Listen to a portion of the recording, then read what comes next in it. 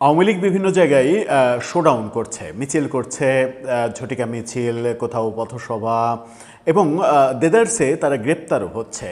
গ্রেপ্তারের ব্যাপারটা তারা ইদানিং দেখছি যে তোয়াক্কা করছে না। তোয়াক্কা না করার কি একটা কারণ রয়েছে যে বর্তমানে আদালতগুলোতে জামিন প্রক্রিয়া শুরু হয়েছে, যেটা ইউনুসীয় যুগে সম্ভব হচ্ছিল না। ইউনুসীয় যুগে আদালতকে প্রভাবিত করে জামিন পাওয়ার যোগ্য মামলাগুলোতেও জামিন দিতে বাধা দিয়েছিল তারা, এবং সেই কর্মটা সুচারুভাবে পালন করেছেন ইউনুসের যোগ্য শিষ্য মেটিকুলাস আসিফ নজরুল। সেই পরিবেশের একটা পরিবর্তন হয়েছে, সেই কারণে মনে হচ্ছে যে আওয়ামী লীগের যারা নেতাকর্মী আছেন তারা একটু বেশি রকমের সাহসী হচ্ছেন। কিন্তু এই বেশি রকমের সাহসিকতা তাদের হিতে বিপরীত হচ্ছে কিনা সেই প্রশ্নও অনেকে তুলছেন। তাদের রাজনীতিতে ফেরার চেষ্টা, শেখ হাসিনার ফেরার ঘোষণা, এই ব্যাপারগুলোতে এতদিন মিছিলের ব্যাপারগুলোতে যেগুলো দেখেছি সেটা হচ্ছে যে পুরুষেরাই মিছিলগুলো করছিলেন বিভিন্ন জায়গায়, দেশের বিভিন্ন জায়গায়। এবার অন্যরকম একটা খবর তৈরি হয়েছে চট্টগ্রামে। চট্টগ্রামে আমরা এরকম একটা খবর গণমাধ্যমে দেখেছি যে মহিলা আওয়ামী লীগ, অর্থাৎ আওয়ামী লীগের মহিলা কর্মী নেতারা তারা একটা মিছিল করেছেন, যে মিছিলটা 2024-এর 5 আগস্টে সরকার পতনের পরে সম্ভবত প্রথম মহিলারা আওয়ামী লীগের পক্ষে মাঠে নেমে কোনো শোডাউন করার চেষ্টা করলেন। এই ভিডিও ছড়িয়ে পড়ল সামাজিক যোগাযোগ মাধ্যমে, কিন্তু পুলিশ বলছে ভিন্ন কথা। পুলিশ এই মিছিলের অস্তিত্বই অস্বীকার করছে, বলছে এটা পুরনো ভিডিও। চলুন একটু চট্টগ্রাম থেকে ঘুরে আসি, কি ঘটছে ওখানে, পুলিশ এই মন্তব্য কেন করছে, দায় সারা এই মন্তব্য ব্যাপারটাকে পাশ কাটানোর জন্য, নাকি সরকারের কাছে জবাবদিহি করতে হবে সেই ব্যর্থতা ঢাকার জন্য। থাকবেন পলিটিক্স টিভির নিয়মিত আয়োজনে।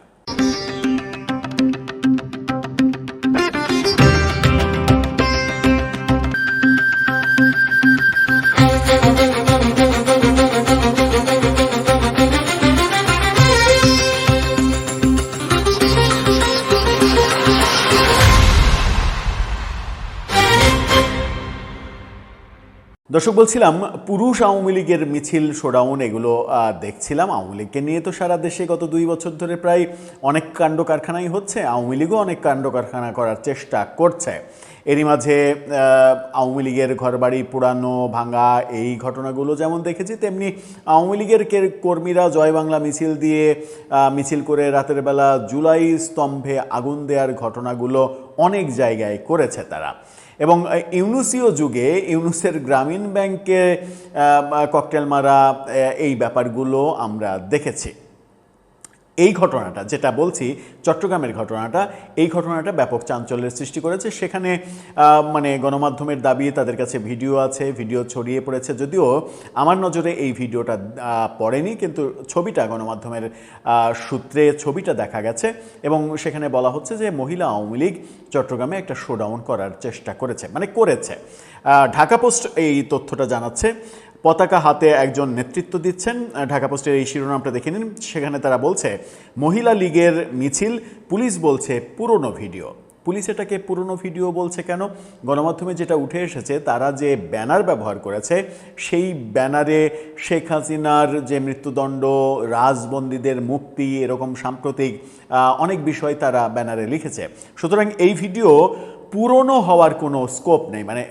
মানে পুলিশ এরকম বক্তব্য তো দিতে পারে যে এই ভিডিওটা আওয়ামী লীগের সময়ের কোনো একটা মিছিল ভিডিও ছড়িয়ে দিয়ে তারা দাবি করছে যে এখন করেছে। ব্যাপারটা সেরকম হওয়ার স্কোপ নেই। তাহলে কবেকার পুরনো বলছে পুলিশ? চলুন একটু ভেতরে যায়।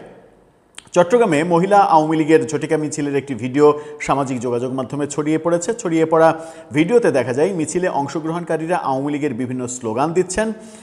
তাদের হাতে থাকা ব্যানারে মানবতা বিরোধী অপরাধে দণ্ডিত অপরাধী শেখ হাসিনা সহ সব নেতাকর্মীর নামে দায়ের করা মামলা প্রত্যাহার ও রাজবন্দীদের মুক্তির দাবি জানানো হয়। ব্যানারে একই সঙ্গে দেশে শিশু মৃত্যু ও শিশু ধর্ষণের সাথে জড়িতদের শাস্তি এবং বিদ্যুৎ ও গ্যাসের দাম বৃদ্ধির প্রতিবাদ জানানো হয়। চট্টগ্রাম দক্ষিণ জেলা মহিলা আওয়ামী সাইবার টিমের ব্যানারে এই বিক্ষোভ মিছিলটি অনুষ্ঠিত হয়।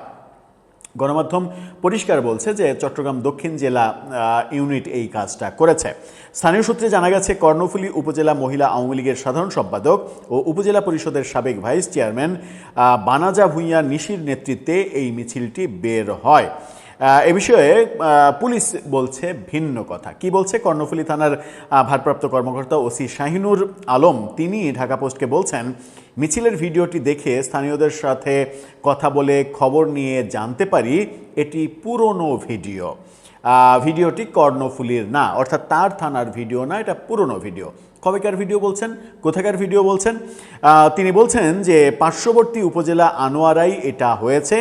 সাবেক উপজেলা ভাইস চেয়ারম্যান ও আওয়ামী লীগের এই নেত্রী বর্তমানে পলাতক রয়েছেন।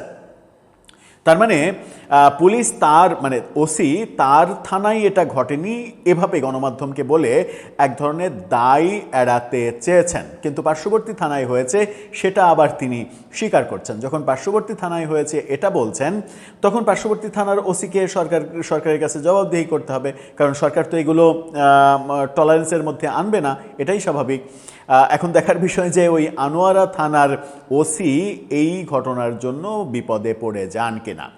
এখন ব্যাপার হচ্ছে যে এতদিন পুরুষ আওয়ামী লীগের নেতাকর্মীরা তাদেরকে মাঠে নামতে দেখেছে, এখন মহিলারাও মাঠে নামছেন।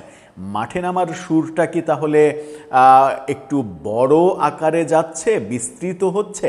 এটা কি সবাইকে প্রভাবিত করছে এবং তারা কি মনে করছে যে তাদের ফেরার সময় হয়ে গেছে, কিংবা তাদের নেত্রী সত্যি সত্যিই ফিরবেন, এরকমটা মনে হচ্ছে? আওয়ামী লীগের অনেক ভুল রাজনীতি নিয়ে আমরা অনেকবার অনেক জায়গায় কথা বলেছি। এই প্রসঙ্গে এই ঘটনাগুলো তাদের সঠিক কর্ম নাকি ভুল সেটা নিয়ে মন্তব্য করতে চায় না, এটা আওয়ামী লীগের নিজস্ব রাজনীতির ব্যাপার। কিন্তু ব্যক্তিগত একটা ছোট্ট অভিজ্ঞতা শেয়ার করে আপনাদের সঙ্গে শেয়ার করতে চাই। তাতে যারা কিনা আওয়ামী লীগ করেন, যারা অন্ধ আওয়ামী লীগ করেন কিংবা অন্ধ শেখ হাসিনা ভক্ত, তাদের জন্য বোধহয় একটা বড় লার্নিং হতে পারে। ব্যক্তিগতভাবে আমি একজন রিক্সাওয়ালার রিক্সায় চেপেছি।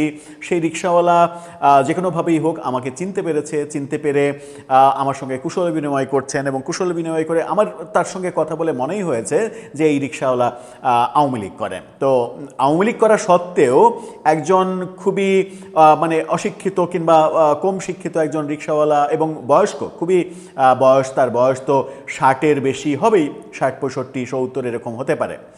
তিনি যেটা বলছেন সেটা হচ্ছে যে আওয়ামী লীগ সেদিনই ধ্বংস হয়েছে যেদিন কওমি জননী উপাধি নিয়েছে। আওয়ামী লীগ ধ্বংসের যে সকল কারণগুলো তিনি বলছেন সেই কারণগুলো এতটাই যৌক্তিক, এবং আওয়ামী লীগের রাজনীতিতে কি কি ভুল ছিল সেটা তিনি বলছেন। আবার তার কথাবার্তায় মনে হচ্ছে তিনি কট্টর আওয়ামী লীগ করেন।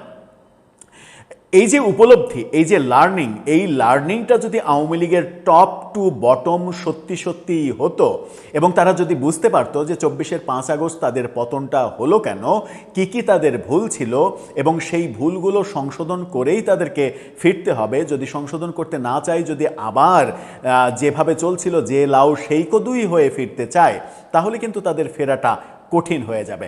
আমার মনে হয় যে আওয়ামী লীগের ভুলগুলোর মধ্যে অন্যতম বড় ভুল ছিল যে একজন সাধারণ রিক্সাওয়ালাও রাজনীতি সম্পর্কে কিংবা মুক্তিযুদ্ধের চেতনা, 72-এর সংবিধান, আওয়ামী লীগের যে মূল আদর্শ এটা সম্পর্কে ধারণা রাখেন, এবং আওয়ামী লীগের সিদ্ধান্তগুলো সাম্প্রদায়িক সিদ্ধান্তগুলো কি ভয়ঙ্কর পরিণতি ডেকে এনেছে, এই উপলব্ধি যদি একটা রিক্সাওয়ালার হয়ে থাকে, তাহলে সেই উপলব্ধি আওয়ামী লীগের শীর্ষ নেতৃত্বের যদি না হয়ে থাকে, তাহলে আওয়ামী লীগের মধ্যে একটা বড় সংকট আছে।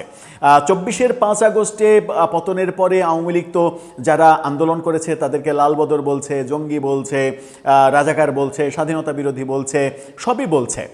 আমি তর্কের খাতিরে ধরে নিলাম যে তারা বলছে, হয়তোবা কখনো কখনো ঠিক হতে পারে, যদিও কোনটা ঠিক কোনটা ভুল এই মন্তব্য করতে চায় না। কিন্তু তারা যে বলছে, তারা যাদেরকে এটা বলছে, স্বাধীনতা বিরোধী, জঙ্গি, এটা ওটা, লালবদর যাদেরকে বলছে, আওয়ামী লীগ কি তাদের নিজের রাজনীতিতেই, নিজের অজান্তেই কিংবা শুধুমাত্র ভোটের রাজনীতি করার জন্যই মুক্তিযুদ্ধের চেতনা, 72-এর সংবিধান, অসাম্প্রদায়িক চেতনা, ধর্মনিরপেক্ষ বাংলাদেশ, এই ব্যাপারগুলোকে ভুলে বসেছিল না?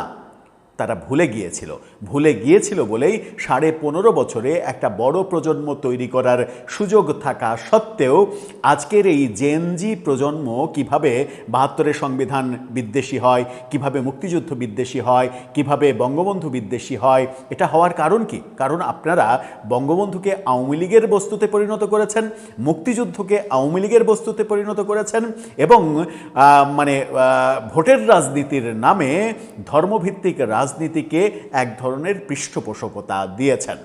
ভুলগুলো উপলব্ধি করলে হয়তো আজকের এই ঝটিকা মিছিলের যে চেহারা, যে সদস্য সংখ্যা 10 জন 12 জন করে ঝটিকা মিছিল করছে, নিজেদেরকে ফিরিয়ে আনার জন্য সংগ্রাম করতে হচ্ছে, গভীর সমুদ্রে এক ছোট্ট একটা খড়কুটো খুঁজে পাওয়ার চেষ্টা করা হচ্ছে ভেসে থাকার জন্য, এই চেষ্টাগুলো বোধহয় করতে হতো না। দর্শক, আপনার মতামতের ব্যাপারে জানিয়ে লিখতে পারেন আমাদের কমেন্ট বক্সে।